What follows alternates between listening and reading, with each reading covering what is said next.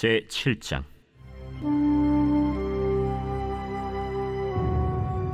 솔로몬이 기도를 마침에 불이 하늘에서부터 내려와서 그 번제물과 제물들을 사르고 여호와의 영광이 그 성전에 가득하니 여호와의 영광이 여호와의 전에 가득하므로 제사장들이 여호와의 전으로 능히 들어가지 못하였고 이스라엘 모든 자손은 불이 내리는 것과 여호와의 영광이 성전 위에 있는 것을 보고 돌을 깐 땅에 엎드려 경배하며 여호와께 감사하여 이르되 선하시도다. 그의 인자하심이 영원하도다. 이에 왕과 모든 백성이 여호와 앞에 제사를 드리니 솔로몬 왕이 드린 제물이 소가 22,000마리요 양이 12만마리라. 이와 같이 왕과 모든 백성이 하나님의 전에 낙성식을 행하니라. 그때 제사장들은 직분대로 모셔서고 레위 사람도 여호와의 악기를 가지고 섰으니 이 악기는 전에 다윗 왕이 레위 사람들에게 여호와께 감사하게 하려고 만들어서 여호와의 인자하심이 영원함을 찬송하게 하던 것이라. 제사장들은 무리 앞에서 나팔을 불고 온 이스라엘은 서 있더라. 솔로몬이 또 여호와의 전 앞들 가운데를 거룩하게 하고 거기서 번제물과 화목제의 기름을 드렸으니 이는 솔로몬이 지은 놋제단이 능히 그 번제물과 소제물과 기름을 용납할 수 없음이더라. 그때 솔로몬이 7일 동안 절기를 지켰는데 하맛 어귀에서부터 애굽강까지의 온 이스라엘의 심히 큰 회중이 모여 그와 함께 하였더니 8째 날에 무리가 한 성회를 여니라. 제단의 낙성식을 7일 동안 행한 후 이 절기를 7일 동안 지키니라. 7째 달 제23일에 왕이 백성을 그들의 장막으로 돌려보내매 백성이 여호와께서 다윗과 솔로몬과 그의 백성 이스라엘에게 베푸신 은혜로 말미암아 기뻐하며 마음에 즐거워하였더라. 솔로몬이 여호와의 전과 왕궁 건축을 마치고 솔로몬의 심중에 여호와의 전과 자기의 궁궐에 그가 이루고자 한 것을 다 형통하게 이루니라. 밤에 여호와께서 솔로몬에게 나타나사 그에게 이르시되 내가 이미 네 기도를 듣고 이곳을 택하여 내게 제사는 성전을 삼았으니 혹 내가 하늘을 닫고 비를 내리지 아니하거나 혹 메뚜기들에게 토산을 먹게 하거나 혹 전염병이 내 백성 가운데에 유행하게 할 때에 내 이름으로 일컫는 내 백성이 그들의 악한 길에서 떠나 스스로 낮추고 기도하여 내 얼굴을 찾으면 내가 하늘에서 듣고 그들의 죄를 사하고 그들의 땅을 고칠지라.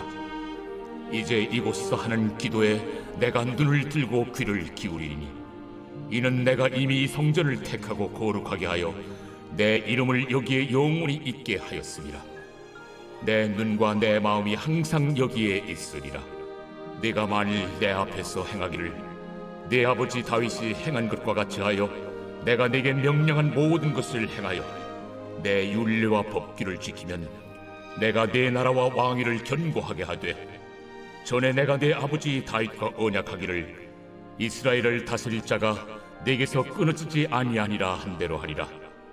그러나 너희가 만일 돌아서서 내가 너희 앞에 둔 내 율례와 명령을 버리고 가서 다른 신들을 섬겨 그들을 경배하면 내가 너희에게 준 땅에서 그 뿌리를 뽑아내고 내 이름을 위하여 거룩하게 한 이 성전을 내 앞에서 버려 모든 민족 중에 속담거리와 이야깃거리가 되게 하리니 이 성전이 비록 높을지라도 그리로 지나가는 자마다 놀라 이르되 여호와께서 무슨 까닭으로 이 땅과 이 성전에 이같이 행하셨는고 하면 대답하기를 그들이 자기 조상들을 애굽 땅에서 인도하여 내신 자기 하나님 여호와를 버리고 다른 신들에게 붙잡혀서 그것들을 경배하여 섬김으로 여호와께서 이 모든 재앙을 그들에게 내리셨다 하리라 하셨더라.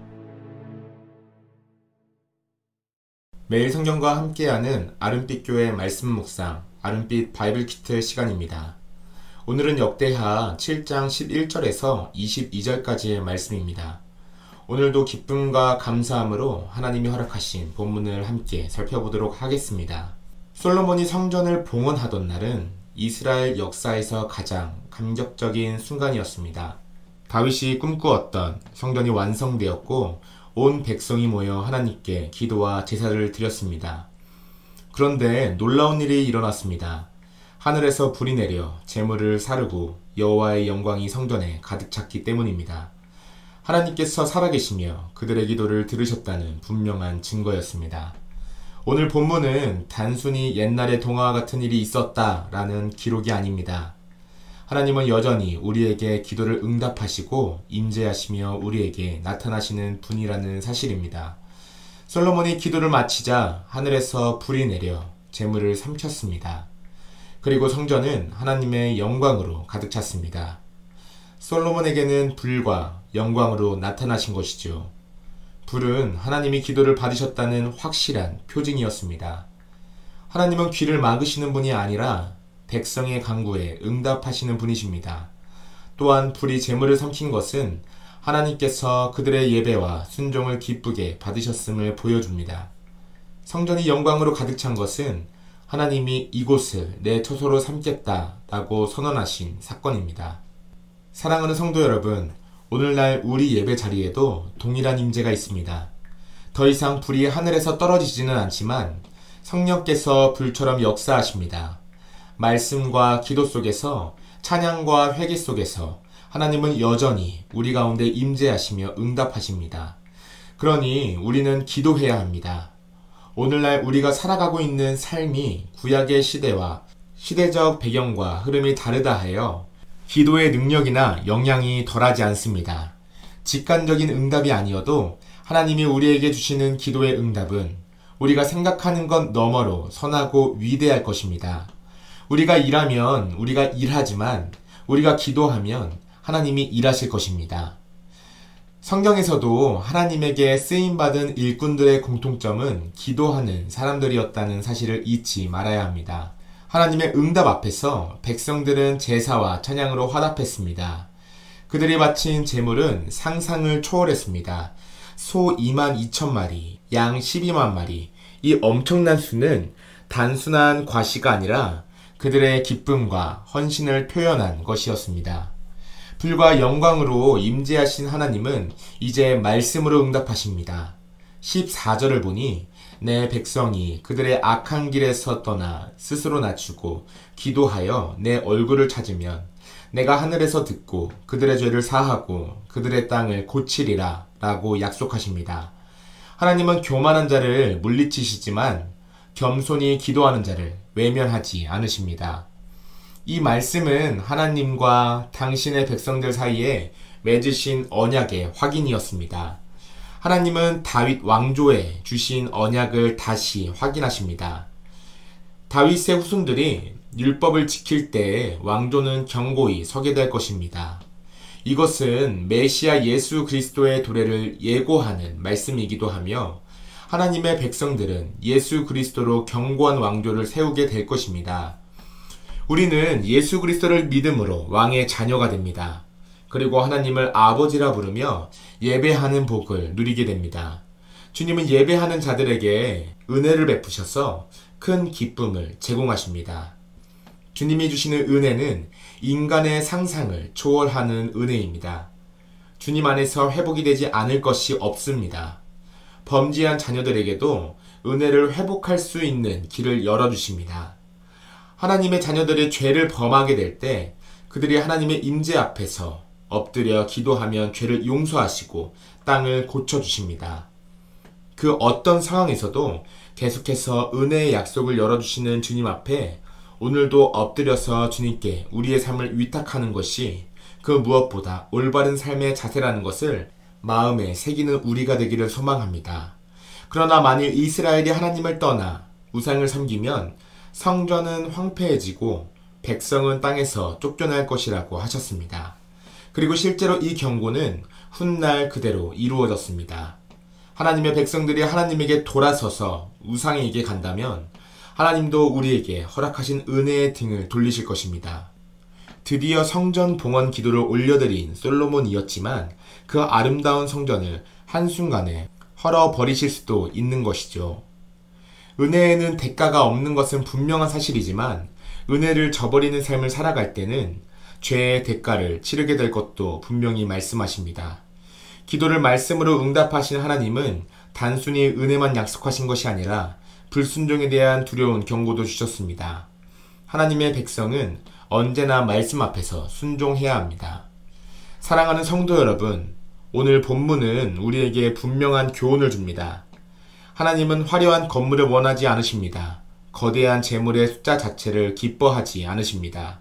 하나님이 진정으로 찾으시는 것은 겸손히 기도하며 하나님의 얼굴을 구하는 백성입니다. 16세기 스코틀랜드에는 존 녹스라는 종교개혁자가 있었습니다. 그는 강단에서 담대하게 하나님의 말씀을 선포했을 뿐 아니라 무릎 꿇어드린 기도를 통해 시대를 바꾸어 나갔습니다. 그의 기도는 단순히 개인적인 경건의 시간이 아니었습니다.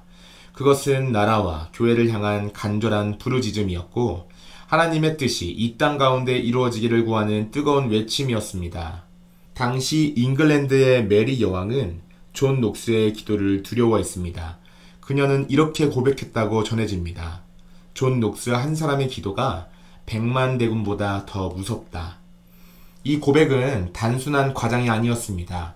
존 녹스의 기도는 실제로 스코틀랜드의 역사를 움직였습니다. 그의 눈물 어린 간구와 믿음의 기도가 결국 스코틀랜드를 로마 가톨릭에서 개혁교회로 바꾸는 원동력이 되었던 것입니다.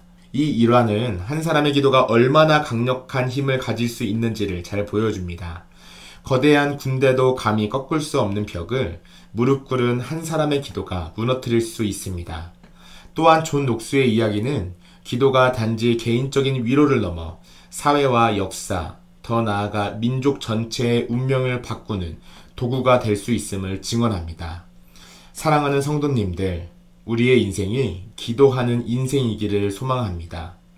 기도가 우리를 살리고 세상을 움직이는 가장 강력한 무기임을 증언하는 우리 모두가 되었으면 좋겠습니다. 기도하겠습니다. 거룩하신 하나님, 오늘도 우리의 기도를 들으시고 응답하시는 주님을 찬양합니다. 겸손히 주님 앞에 무릎 꿇게 하시고 하나님의 얼굴을 구하며 살게 하여 주시옵소서. 우리를 죄에서 돌이키시고 우리의 가정을 고치시며 교회와 이 땅을 새롭게 하여 주시옵소서. 한 사람의 기도를 통해 나라와 역사를 바꾸셨던 주님, 우리의 기도도 사용하셔서 주님의 뜻이 이 땅에 이루어지게 하여 주옵소서. 예수 그리스도의 이름으로 기도드립니다. 아멘.